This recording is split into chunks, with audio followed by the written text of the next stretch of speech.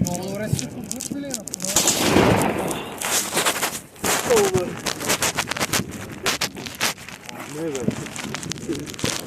Чараме годишната разбрах.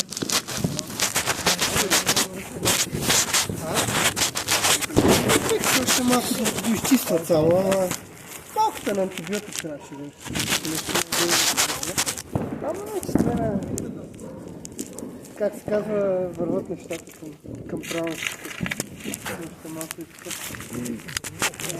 Действие и духовност тук наближава и твоя.